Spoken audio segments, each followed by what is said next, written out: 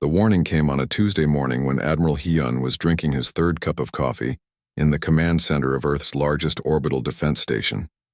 The sensors had detected something massive at the edge of the solar system, something that shouldn't be there. Within minutes, every screen in the facility lit up with the same impossible image: 200 alien warships, each one larger than anything humanity had ever built. Hyun set down his cup carefully, his hand steady despite the ice forming in his chest. He had spent 30 years in the United Earth Coalition Defense Fleet, had fought pirates in the asteroid belts and negotiated territorial disputes with Mars colonists. Nothing had prepared him for this moment. The ships were arranged in perfect formation, a clear demonstration of military discipline and overwhelming power. They weren't hiding. They wanted to be seen. The communication came exactly 1 hour after detection. Every screen on Earth, Mars, Europa, and every human settlement across the solar system displayed the same message simultaneously. The translation software worked instantly, which meant these aliens had been watching humanity long enough to learn their languages. The message was simple and direct. A figure appeared on the screens. It was tall and covered in what looked like ceremonial armor, its face hidden behind a reflective mask. When it spoke, the voice was deep and carried the weight of absolute authority. It identified itself as High Executor Valnesh of the Valtheon Empire. The empire had existed for over 1,000 years and controlled 43 different species across dozens of star systems. They had come to Earth with an offer that wasn't really an offer at all. Humanity had 72 hours to surrender. Complete and unconditional surrender. Earth would dismantle all military forces, hand over control of all resources, and integrate into the empire as a vassal species. In return, the Valtheon promised mercy. They would not destroy human cities or kill human populations unnecessarily. Humanity would be allowed to exist just under Valtheon rule. The message ended with a warning. 43 species had received this same offer. 43 species had made the wise choice to submit. Resistance would be met with complete annihilation. President Mina received the message in her office in Geneva. She was a small woman with gray hair and tired eyes. Someone who had spent her entire political career trying to unite humanity's fractured governments. She had negotiated peace between Earth and the Mars colonies, had established the mining treaties for the asteroid belts, had convinced a dozen nations to finally work together under the United Earth Coalition. Now all of that work seemed meaningless in the face of 200 alien warships. She called an emergency session of the Coalition Council. Representatives from every major nation and colony arrived within hours, their faces projected on screens around the council chamber. The debate was fierce. Some argued that resistance was suicide. The Valtheon had conquered 43 species. They had technology far beyond human capability. Fighting them would only lead to extinction. Others argued that surrender meant the end of human freedom, that living as slaves was worse than dying as free people. Commander Taiyang of Special Operations sat quietly through most of the debate. He was a thin man with sharp eyes and a reputation for impossible missions. When he finally spoke, the room fell silent. He didn't argue for or against surrender. He simply presented facts. Humanity had 47 warships capable of engaging in serious combat. They had defensive installations on Earth, Luna, Mars, and several larger asteroids. They had approximately 18,000 trained fighter pilots and another 50,000 ground troops scattered across the solar system. Against 200 Valtheon warships, conventional military strategy gave humanity a 0% chance of victory. Then Taiyang smiled, and it wasn't a pleasant smile. He said that conventional military strategy assumed both sides played by the same rules. The Valtheon were an empire. Empires had supply lines, communication networks, hierarchies, and protocols. Empires expected certain types of warfare. Humanity didn't have to fight the way the Valtheon expected. They just had to make the cost of conquering Earth too high to be worth it. The vote took 6 hours. In the end, it was unanimous. Earth would not surrender. Admiral Hyun broadcast the response personally. He stood in front of the cameras in his dress uniform, looking directly into the lens as if he could see High Executor Valnesh on the other side. His message was brief and polite. Humanity appreciated the offer but respectfully declined. Earth would remain independent. If the Valtheon wished to leave peacefully, they would not be pursued. If they chose to attack, they would be met with every weapon humanity possessed. The response from the Valtheon came 12 minutes later. High Executor Valnesh appeared on screens again, and this time there was amusement in his voice. He congratulated humanity on their courage and mourned their foolishness. In 72 hours, the Valtheon fleet would advance. Humanity would be given one final chance to surrender before the assault began. After that, mercy would no longer be offered. The next 3 days transformed Earth into a fortress. Every available ship was mobilized and armed.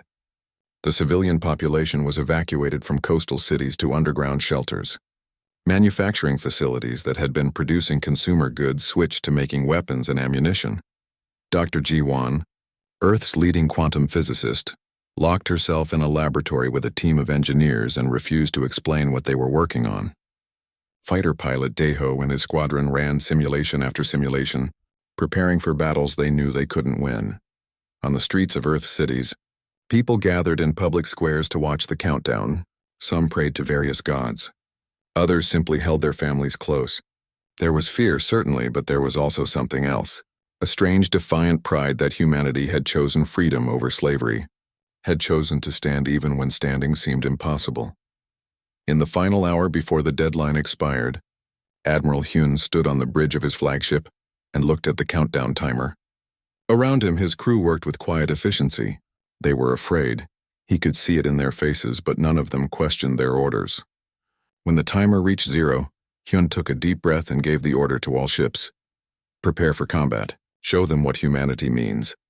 The Valtheon fleet began its advance, moving toward Earth like a slowly closing fist. In 72 hours, they had expected humanity to break. Instead, they found an entire species ready to burn the galaxy down rather than kneel. The Empire was about to learn a lesson that 43 other species had never taught them. Some fires cannot be extinguished. Some spirits cannot be broken. And humanity, for all its flaws, had always known how to fight. High Executor Valnesh watched the human planet grow larger on his display screen and felt nothing but confidence.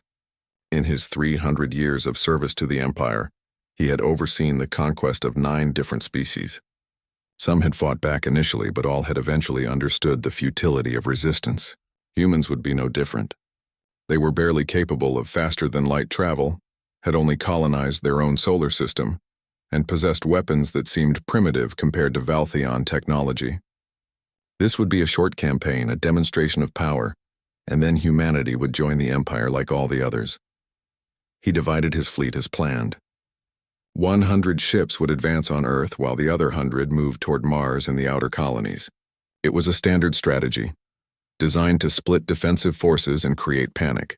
Valnesh ordered his subordinates to begin with a demonstration strike on one of Earth's orbital stations. Something spectacular enough to break human morale, but not so destructive that it would eliminate the workforce the Empire would need later. Admiral Hyun saw the fleet split and felt his stomach tighten. He had 47 ships, and now he had to decide how to divide them. Sending forces to defend Mars meant weakening Earth's defenses. Keeping everything at Earth meant abandoning the colonies. He made the decision in 30 seconds. 20 ships would stay at Earth. 27 would intercept the Valtheon fleet near Luna, using the moon's gravity and orbital debris as cover. It wasn't a good plan, but it was the only plan they had. The 2 fleets met in Luna orbit 3 hours after the Valtheon advance began. The human ships were smaller and faster, built for quick strikes rather than prolonged engagements. The Valtheon vessels were massive, covered in energy shields that shimmered like oil on water. When the first shots were fired, it became clear just how outmatched humanity was. Valtheon plasma weapons cut through human armor like paper. Energy shields absorbed railgun rounds and missile strikes with ease. Within the first 10 minutes of combat, 3 human ships were destroyed completely. Another 5 were crippled and drifting. Admiral Hyun watched the casualty reports flood in and knew they were losing badly. At this rate, his fleet would be wiped out in less than an hour. Then fighter pilot Deho did something that no Valtheon commander expected. His fighter had taken heavy damage from a plasma burst, systems failing, life support at critical levels. Standard protocol would be to eject and hope for rescue. Instead, Deho turned his dying fighter toward the nearest Valtheon cruiser and pushed his engines to maximum. He aimed for the junction where he had seen energy flowing into the shield generators. The impact was devastating. His fighter, even damaged and small, carried enough kinetic energy to overload the local shield grid. The explosion created a cascade failure that left an entire section of the cruiser's hull exposed. Two other human fighters immediately exploited the gap, firing missiles directly into the unprotected ship. The Valtheon cruiser broke apart, atmosphere venting, secondary explosions rippling along its length. The Valtheon fleet hesitated. In their entire military history, they had never encountered an enemy willing to deliberately sacrifice themselves in such a direct manner. It wasn't that they lacked courage, but their doctrine emphasized preservation of valuable pilots and equipment. Throwing away a trained fighter pilot to damage one ship seemed wasteful and insane. But Daiho hadn't been alone in his thinking. Across the battlefield, other human pilots began making similar decisions. When their ships were too damaged to continue fighting effectively, they became weapons themselves. They targeted shield generators, communication arrays, weapon emplacements. Each sacrifice created opportunities for other human forces to exploit. The Valtheon were technologically superior, but they had never fought an enemy this desperate or this willing to die. Commander Taeyang watched the battle from a stealth ship hidden among Luna's debris field. His team of Special Forces operatives had been waiting for this moment. While the Valtheon focused on the main fleet engagement, Taeyang's people moved through the wreckage, salvaging Valtheon technology, planting explosives, and looking for weaknesses. They found several. Engineer Somin was part of Taeyang's team, a brilliant woman who had spent years studying alien technology from the few artifacts humanity had recovered over the decades. She discovered that Valtheon communication systems used a specific frequency range and followed predictable encryption patterns. Within hours, she had cracked their basic command protocols. It wasn't enough to control their ships, but it was enough to jam their communications and insert false data. The Valtheon began receiving incorrect target information. Ships that thought they were firing at human vessels hit empty space or, in two cases, other Valtheon ships. Coordination broke down. Formations scattered as individual captains tried to compensate for what they thought were sensor malfunctions. The organized assault became chaos. Admiral Hyun saw the opening and pressed the attack. Human ships that had been fighting defensive action suddenly went on the offensive, targeting the confused Valtheon vessels with coordinated strikes. They focused fire on damaged ships, finishing off what Daiho and the other pilots had started. They used Luna's gravity to slingshot around and hit the Valtheon fleet from unexpected angles. They fired spreads of missiles from debris fields where the Valtheon hadn't expected hidden weapons platforms. The battle lasted 7 hours. When it finally ended, 12 Valtheon ships were destroyed and another 8 were too damaged to continue fighting. The human fleet had lost 19 ships with only 8 still combat capable. But they had done something that seemed impossible. They had hurt the Empire. High Executor Valnesh stared at his casualty reports in disbelief. 12 ships lost. 12. The Empire hadn't lost that many vessels in the past century of conquest combined. These humans were supposed to be primitive, easy to conquer. Instead, they fought like cornered animals, willing to sacrifice everything for even small victories. He ordered a tactical withdrawal to regroup and reassess. On Earth, the news of the battle spread rapidly. 19 ships and over 4,000 people had died, but humanity had proven they could fight back. President Mina stood before cameras and spoke to a world that had been holding its breath. She acknowledged the losses and honored the dead, especially fighter pilot Daiho, whose sacrifice had changed the course of the battle. Then she said something that would be repeated across human space for generations. We did not ask for this war. We did not seek this conflict. But if the Empire believes we will surrender just because they are stronger, they do not understand humanity at all. We have faced extinction before. We have survived ice ages and plagues and wars among ourselves. We are still here, and we will continue to be here long after the Empire learns that some species cannot be conquered, only destroyed. And if they choose destruction, we will make them pay for every meter of space, every moon, every planet. They wanted Earth to submit. Instead, they found fire. In orbit around Luna, engineers were already working to salvage what they could from destroyed ships, both human and Valtheon. Every piece of alien technology was studied, reverse-engineered, adapted. Commander Taeyang and Engineer Somin prepared for the next phase of operations. They had proven that humanity could hurt the Empire. Now they needed to prove that the cost of conquering Earth would be too high to bear. The Valtheon fleet regrouped at the edge of the solar system. High Executor Valnesh sent a message to the Empire's High Command requesting reinforcements. This would not be the quick conquest he had promised. The humans were dangerous in ways he hadn't anticipated, but he was confident that with more ships and proper preparation, victory was still certain. He didn't yet understand that humanity's greatest weapon wasn't their ships or their technology. It was their absolute refusal to accept defeat. Dr. Jiwan stood in the control room of the Helios Array Command Center, located deep beneath the Gobi Desert. Around her, screens displayed data from 200 satellites positioned in precise orbital patterns around Earth.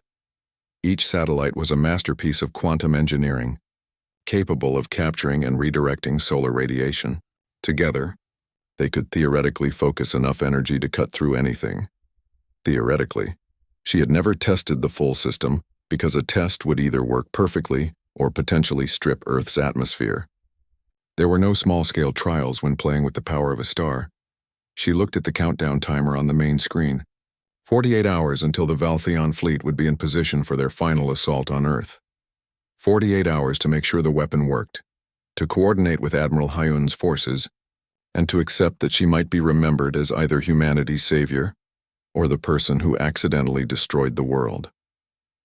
High Executor Valnesh surveyed his fleet with satisfaction. 512 ships, the largest force the Empire had assembled in 2 centuries. The humans had been clever, more resourceful than expected, but cleverness only took you so far. Numbers and technology would win. He had learned from the previous engagements. This time there would be no divided forces, no supply lines to attack, no opportunities for human tricks. The entire fleet would advance together and overwhelm Earth's defenses through pure concentrated force. He gave the order. The fleet moved forward as one massive formation, shields overlapping, sensors scanning for mines and hidden weapons. They detected the human forces quickly. 8 capital ships and maybe 200 fighters, positioned in Earth's orbital space in what looked like a defensive formation. Pathetic. The humans were making their last stand, and it would be over in hours. Admiral Hyun watched the Valtheon fleet approach and felt sweat running down his back, despite the cool air of the command deck. Everything depended on the next few hours. His 8 ships were arranged in a carefully planned pattern, not to fight effectively but to appear as if they were trying to protect Earth's major cities. It was bait, though the Valtheon didn't know it yet. He needed the enemy fleet to commit fully to a specific attack vector, needed them positioned exactly where Dr. Jiwan required. The problem was that to make the bait convincing, real people had to risk real death. Fighter pilot Daeho's sacrifice at Luna had shown the way, but asking hundreds of people to potentially die as a distraction felt like murder. Hyun had volunteered to lead the mission himself, but President Mina had refused. Earth needed its admiral alive for what came after, so 8 pilots had volunteered, all of them veterans, all of them understanding exactly what they were being asked to do. The lead pilot was a young man named Daeho, named after the hero of Luna, by parents who wanted their son to embody that same courage. He was 23 years old and had been training as a fighter pilot since he was 16. When he volunteered for this mission, he had written a letter to his family that he left with his commander. The letter was simple. He told them he loved them, that he wasn't afraid, and that everything he did was to make sure they would live in a free world. He signed it with a quote from the old poet, "Do not go gentle into that good night." Young Daeho and his 7 companions launched from Earth's surface in fighters that had been modified for this specific mission. They weren't armed with weapons. Instead, their entire payload was communication and sensor equipment, designed to broadcast signals that would make the Valtheon believe Earth's primary defenses were concentrated in the northern hemisphere. It was a lie, but it was a convincing one. The Valtheon took the bait. High Executor Valnesh saw the concentrated sensor activity in the northern hemisphere and made the logical decision. His fleet would approach from that vector, engaging the human defenses where they were strongest and breaking through with overwhelming force. It was standard military doctrine, logical and sound. He ordered all 500 ships to adjust their approach accordingly. Dr. Jiwan watched her screens as the Valtheon fleet moved into position. It was working. The enemy was clustering exactly where the Helios array had been designed to target. She opened a communication channel to Admiral Hyun. The Admiral's face appeared on her screen, looking older than his years, tired beyond measure. She told him they were ready. The array would fire in 10 minutes. Any human forces in the target zone needed to leave immediately. Hyun transmitted the order. All ships were to break formation and retreat to the southern hemisphere. The fighters in the northern zone, including young Daeho and his team, were to abort their mission and return to base. He said it clearly, repeatedly, making sure everyone understood. Get out of the target zone now. Young Daeho received the order. His instruments showed the Valtheon fleet fully committed to their attack vector. If he and his team ran now, the enemy might notice and adjust their formation. The bait would fail. The Helios array would miss its target. Everything would be for nothing. He looked at his co-pilot, a woman named Mina, who he had trained with for 2 years. She looked back at him and nodded. They both knew what needed to be done. Daeho switched his communication to a direct line to Admiral Hyun. His voice was calm when he spoke. He said that his team's sensors were malfunctioning, that they couldn't navigate safely through the Valtheon formation, that by the time they got the systems working, it would be too late. He was lying, and Hyun knew he was lying, but there was nothing the Admiral could do. Daeho ended the transmission with a simple message. For everyone who comes after us. Then he cut the line. Dr. Jiwon began the activation sequence. The 200 satellites of the Helios array came online simultaneously.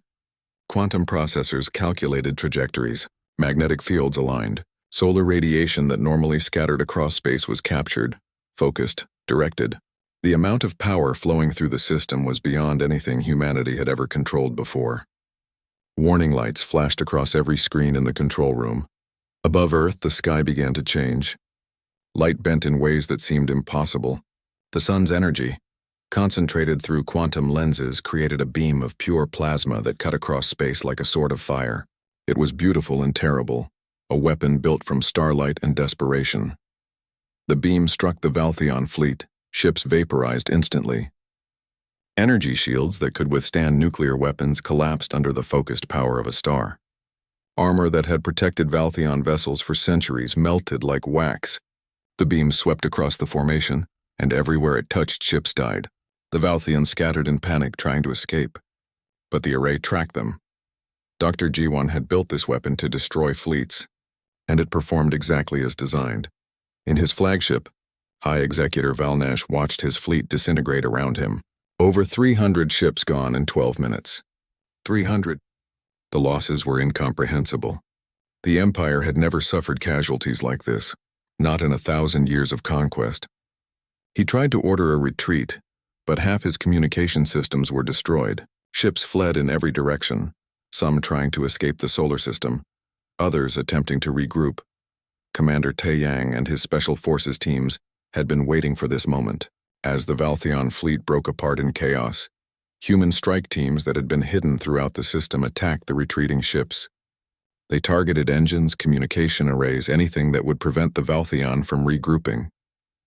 Captain Bora led her ship in pursuit of damaged vessels, finishing what the Helios array had started. The battle lasted 18 hours. When it finally ended, over 400 Valtheon ships were destroyed or crippled beyond repair. High Executor Valnesh's flagship was drifting, life support failing, most of its crew dead. The remnants of the Empire's fleet, perhaps 80 ships that were still combat capable, fled toward the edge of the solar system in disarray. But victory came with a price. The Helios array had burned out after firing. The satellites were molten debris, the quantum systems fused beyond repair.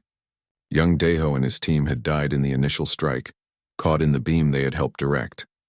And Earth itself had suffered damage.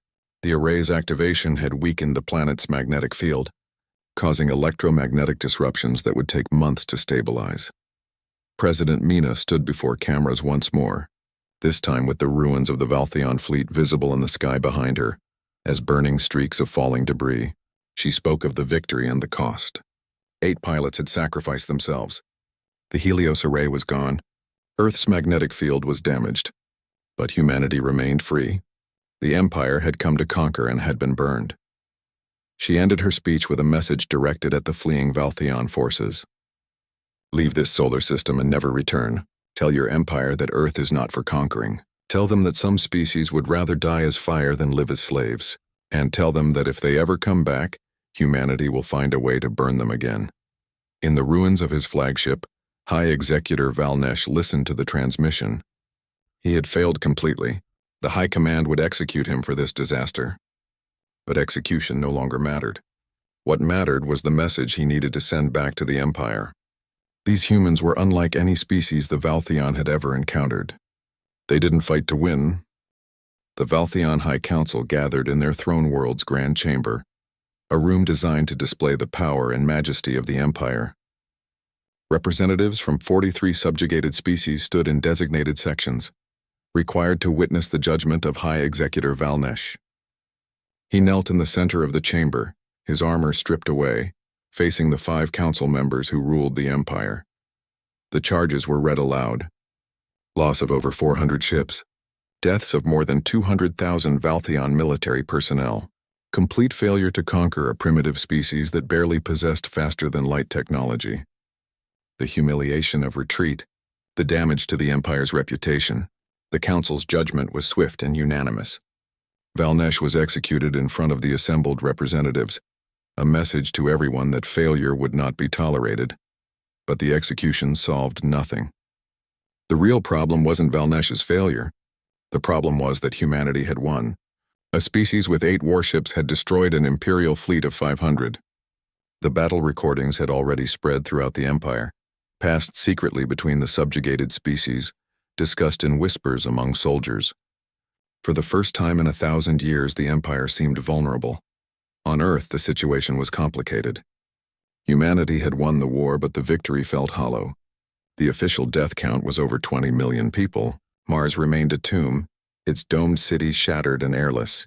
Europa's ice mines were destroyed. Several asteroid settlements had been annihilated in the fighting. Earth's major cities had survived, but the electromagnetic damage from the Helios array's activation had caused widespread infrastructure failures. Power grids collapsed. Communication systems went offline, and it would take years to fully repair the damage. Admiral Hyun retired 3 months after the battle. He had won humanity's greatest military victory, but the cost haunted him. 20 million dead, hundreds of pilots who had sacrificed themselves. Young Daeho and his team, who had chosen to die so the Helios array would have clear targeting. Hyun couldn't sleep anymore. Every time he closed his eyes, he saw the casualty reports, the names of people who had died following his orders. President Mina offered him medals and honors, but he refused them all. He moved to a small house in the mountains and tried to forget. Dr. Jiwon struggled with her own demons. The Helios array had worked perfectly, which meant her calculations about the magnetic field damage had been wrong. She had underestimated the consequences. The electromagnetic disruptions were worse than predicted, causing problems that would persist for decades. People had died in the chaos when power systems failed in hospitals and life support facilities. She had saved humanity from conquest but harmed Earth in the process. The scientific community hailed her as a genius. She saw herself as someone who had broken the very planet she tried to protect. But while Earth struggled with its victory, something unexpected happened across the Valtheon Empire. On a world called Varen, home to a species that had been conquered 60 years ago, a rebellion began. The Varen had accepted their subjugation because resistance seemed impossible. But they had seen the broadcast from Earth. They had watched a species with inferior technology defeat the Empire through courage and sacrifice. If humans could resist, maybe they could too. The Varen uprising started small, attacks on Imperial facilities, sabotage of supply convoys. The Empire sent forces to suppress it. But while they were focused on Varen, another species rebelled on a different world. Then another. Within 6 months, 12 different species across the Empire were in active revolt. The Valtheon military, already weakened by the losses at Earth, found itself stretched impossibly thin. President Mina received the first covert message from a Varen resistance leader 8 months after the battle. The message was simple. They had watched humanity fight. They wanted to learn how. Could Earth help them? Mina brought the message to the Coalition Council, and the debate that followed lasted for weeks. Some argued that Earth should isolate itself, focus on recovery, avoid getting involved in other species' conflicts. They had barely survived their own war. Getting involved in rebellions across the galaxy could bring the full weight of the Empire down on them again. Others argued that isolation was impossible. The Empire now knew Earth existed and would eventually return with even greater forces. The only way to survive long-term was to help other species resist, to create allies, to ensure the Empire remained too busy fighting rebellions to focus on Earth. Commander Tai Yang was in the second camp. He argued passionately that Earth's resistance had sparked something the Empire couldn't control. If they helped these rebellions succeed, they could fracture the Empire entirely. More importantly, they could create a network of free worlds that would stand together against future threats. The vote was close, but it passed. The coalition authorized covert support for resistance movements throughout the Valtheon Empire. Commander Taeyang led the effort, training resistance fighters in guerrilla tactics, sharing intelligence about Empire fleet movements, and providing technical assistance to sabotage operations. Engineer Soman developed communication networks that allowed resistance groups to coordinate without being detected by Imperial surveillance. Captain Bora became humanity's first official diplomat to what they called the Free Worlds Coalition. She traveled in secret to meet with resistance leaders, negotiating alliances and coordinating strategies. It was dangerous work. If the Empire discovered her, she would be executed and Earth could face retaliation. But she believed in the cause. Humanity had fought for freedom, and now they were helping others do the same. The war Earth had started spread like fire through dry grass. More species joined the rebellion. The Valtheon Empire tried to suppress the uprisings, but found themselves fighting on dozens of fronts simultaneously. Their military doctrine was designed for conquest, not counterinsurgency. They were losing control. 10 years passed. Earth recovered slowly. The cities were rebuilt, the power grids repaired, the magnetic field stabilized. Mars was recolonized, though the new settlements were built as memorials around the ruins of the old cities, ensuring no one would forget what had been lost. New ships were built using hybrid technology, combining human engineering with salvaged Valtheon systems. The fleet that had been reduced to 8 ships during the war grew to over 200. Admiral Hyun remained in his mountain home, living quietly, trying to find peace. On the 10th anniversary of the battle, President Mina visited him.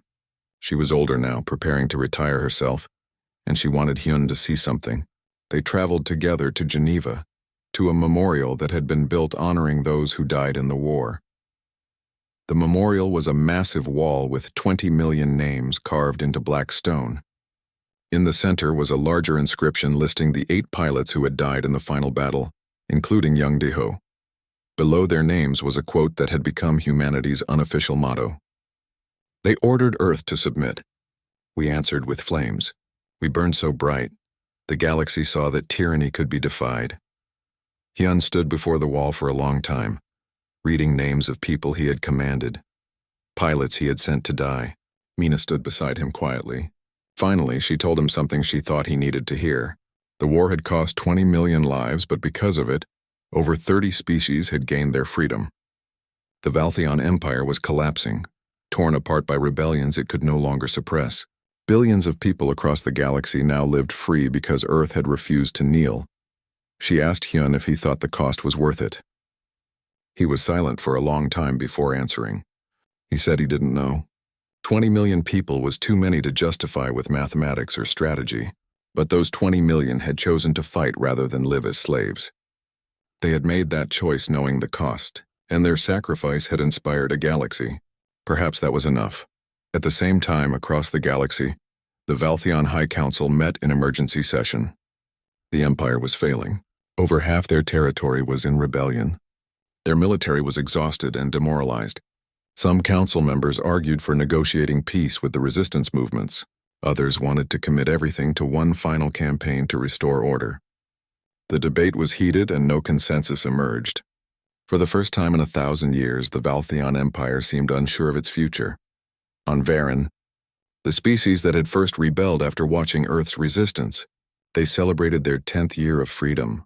The Varen leader who had sent that first message to President Mina stood before her people and spoke of Earth. She said that humanity had taught them something essential. Freedom was not given by the powerful. It was taken by the courageous. Earth had burned bright enough for the entire galaxy to see, and in that light they had found the strength to break their own chains. Back on Earth, in her laboratory, Dr. Jiwon worked on new projects. The Helios array was gone, but its principles remained. She was designing defense systems that could protect Earth without damaging the planet. She still struggled with guilt over the magnetic field damage, but she channeled that guilt into making sure humanity would never be vulnerable again. Other scientists joined her work, and together they pushed human technology forward at an unprecedented rate. The Valtheon High Command met in their council chambers on the Empire's throne world, 10,000 light-years from Earth. They reviewed the battle reports from the Sol system with growing concern. High Executor Valnesh had been overconfident, yes, but the humans had demonstrated capabilities that defied their technological level. The Council made a decision. They would commit 300 additional ships to the campaign.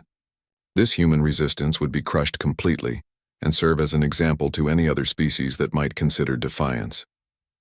The new fleet would take 3 weeks to arrive at Earth. In that time, both sides prepared for what everyone knew would be the decisive confrontation. On Earth, the situation was desperate. The first battle had cost humanity nearly half their combat-capable ships. Manufacturing facilities worked around the clock building new fighters and weapons, but there was no way to replace the lost capital ships in time. Casualties from the orbital battle had been severe, and now reports came in from Mars that made everything worse. The Valtheon fleet that had moved toward the outer colonies had struck the main Mars settlement during the chaos of the Luna battle. 3 million colonists lived in the domed cities of Mars, and the Valtheon had hit them with surgical precision. The domes were breached, life support systems destroyed, and the entire planet went dark. President Mina received the reports in her office and had to sit down, her hands shaking. 3 million people, gone in hours, and there had been nothing Earth could do to stop it. She addressed the world that evening, her face showing every one of her 60 years. She spoke of Mars, of the lives lost, of the children who would never grow up, and the families torn apart. She didn't hide the truth from people. The war was going badly. The Empire was sending more ships. Earth's defenses were shattered, but she refused to discuss surrender. Her voice was steady when she said that every human who died made the Empire pay a price, and eventually that price would be too high. Humanity would make them regret ever coming to Earth. Admiral Hyun knew they couldn't win a conventional war. 8 capital ships against 500 Valtheon vessels was mathematics, not strategy, and the mathematics said humanity would cease to exist. So they had to fight unconventionally. He called Commander Taeyang to the command center and gave him complete authority to conduct operations however he saw fit. The only rule was to make the Empire bleed. Taeyang moved quickly. His special forces teams had spent weeks studying the captured Valtheon technology and observing their patterns. The Empire was vast, which meant it relied on supply lines. Ships needed fuel, ammunition, food for their crews, replacement parts. The Valtheon had established a logistics hub near Jupiter, far enough from Earth to be relatively safe but close enough to support their fleet.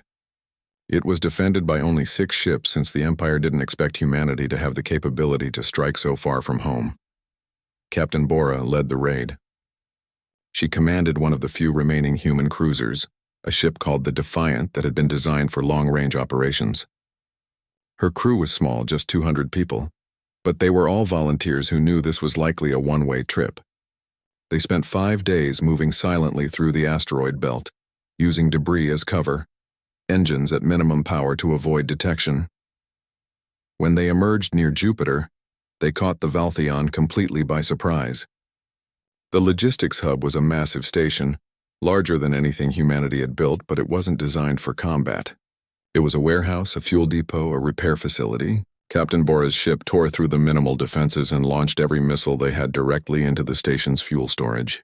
The explosion was visible from Earth, a brief new star in the night sky near Jupiter's position. The destruction of the logistics hub forced the Valtheon to divert ships to protect their supply lines. Suddenly, they couldn't concentrate all their forces on Earth. They had to spread out, guard convoys, protect facilities. Taeyang exploited this ruthlessly. Human forces began deploying autonomous mines throughout the solar system, hidden among asteroids and debris. Valtheon ships that strayed from established routes would hit these mines and suffer damage or destruction. Engineer Salman took the communication hacking to a new level. She didn't just jam Valtheon signals anymore. She inserted propaganda directly into their networks. Footage of the destroyed ships from the Luna battle was broadcast across the Valtheon fleet, with messages attached. Every ship we destroy costs the Empire resources. Every soldier we kill leaves families mourning. How many of you will die before your leaders admit this conquest isn't worth the cost?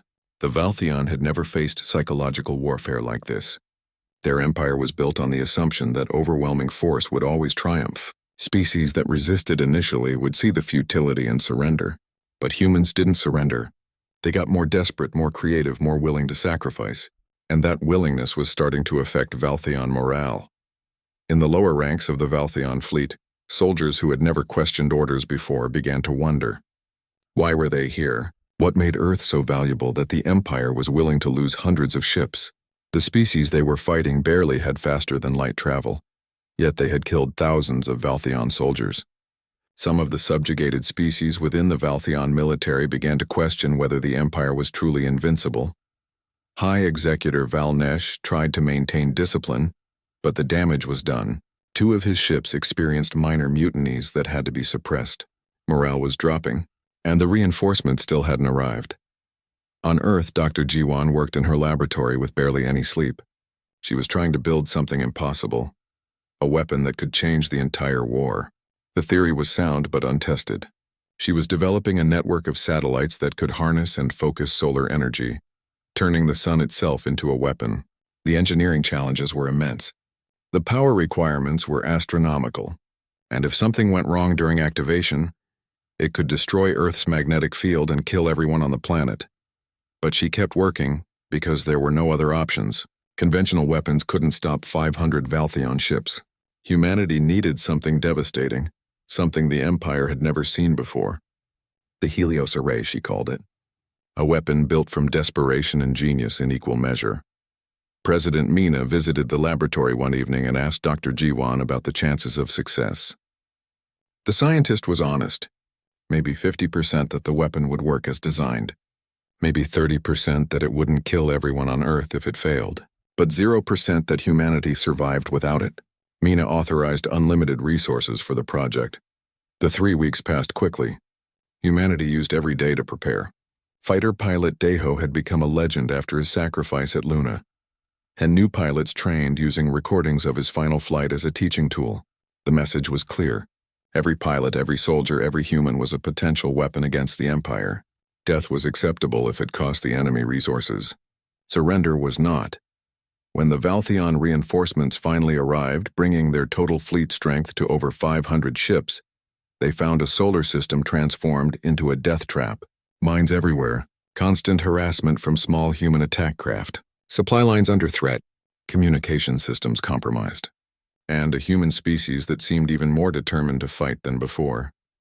Admiral Hyun stood on his bridge and looked at the tactical display showing the massive enemy fleet. His forces were down to 8 capital ships, maybe 300 fighters and whatever ground-based weapons Earth could deploy. It should have been hopeless. But he had received a message from Dr. Jiwan. The Helios Array was ready, untested, dangerous, possibly fatal to everyone involved, but ready. He broadcast a message to the entire human fleet and to Earth itself. This was the final battle. Whatever happened in the next few days would determine humanity's future. They would either win their freedom or die trying. There was no middle ground. He ended the message with words that seemed impossible given the situation, but that every human felt in their core. They came to make us kneel. We will show them that humanity only knows how to stand, and if we fall, we will fall as fire falls, burning everything in our path. The Empire wanted Earth. They will get flames instead.